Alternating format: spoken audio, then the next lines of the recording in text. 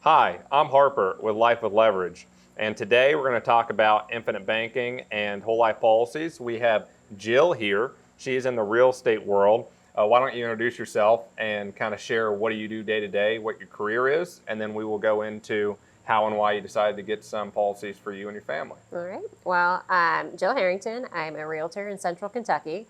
I help others buy, sell, and invest. And I'm also an investor. In fact, it's a very big part of my business. Yeah. So, well, did you want to know why I decided to invest in a whole life policy? Yeah. Okay. Yeah. So it feeds into my investments.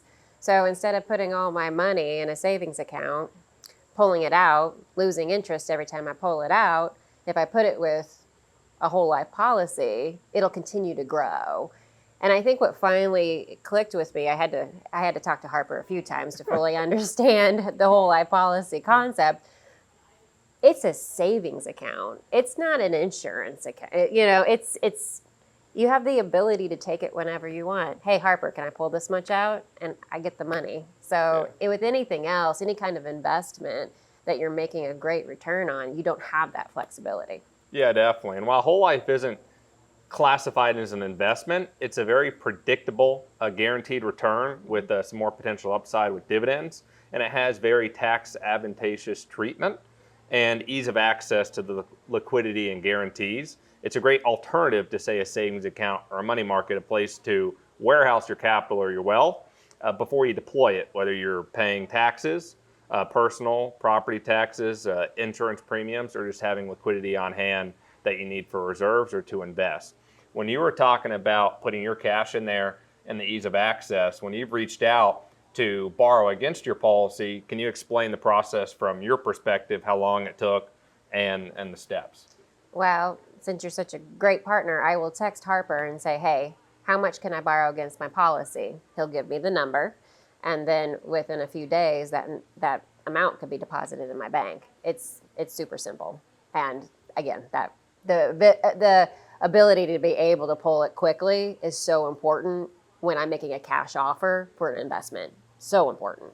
What's really cool too is since we are borrowing against it and we're borrowing from the same institution where the policy's at, we're going to have, I believe you're borrowing at 4% interest, yes, right, against your policy, and then the policy itself is earning interest in dividends 24/7 in a tax-deferred but really tax-free manner if handled properly. And you have a death benefit really rolled into the whole system, yes, right? Because yes, it is insurance. It's just we're shifting our perspective on it, and it works in various ways and lots of benefits. The last thing I want to talk about is you also got a policy for your daughter. What was the how and why for doing that? Well, I am a small business owner, so when it comes to taxes, the IRS, they like me a lot. Another way, so there were two benefits to getting a policy on my daughter. One, I am paying her, and she does all my social media marketing. Which is really cool. Yeah, I mean, like she's 10 and she loves to do the videos. That generation, they're a step above us with that. But so I pay her $12,500 a year in order to do. She does all my social media marketing and whatnot. I'm able to write that off as a business expense, and then I put that away into the whole life policy, where it will continue to grow. At a certain time, it's going to mature. And then I can turn it over to her so she can start investing in real estate. Now, she can be a realtor? Probably not. But I know that she will make smart investing decisions. Yeah, for sure. And the policy is a great alternative to a 529 savings plan or just a savings account for your children, because it's going to be growing so long term. It's going to compound very heavily. And over the years, there's no restrictions to accessing it, no penalties like some other platforms or accounts have.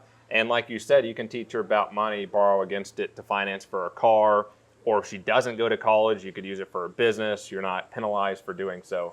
And with those educational savings account, you have to remind me again, is it the 520? Wait. 529. There, yeah. You have to use that for education. What if my kid doesn't want to go to college? What if she wants to do a trade? And that's totally fine in this day and age. She can still make a lot of money doing that. I can't use that with the 529, but with the whole life policy, I'll borrow against it for her to invest in college, and instead of getting charged student loans are 8-9%, it's 4%. Yeah. So And then the policy itself is offsetting that interest in a tax preferred way, right? And then also, when and if you do gift that policy to your daughter later on, at that point when they're paying the premiums, let's say the premium at that point is say $5,000, the cash accumulation or growth might be going up $10 or $12 or $15,000 each year because the policy is starting to snowball and compound very heavily. So, Jill, thanks for talking today. It's really good to hear how you're using the policies and alongside your real estate investments and real estate journey. If anyone wants to learn more, you can go to LifeWithLeverage.com or you can email me at harper@LifeWithLeverage.com.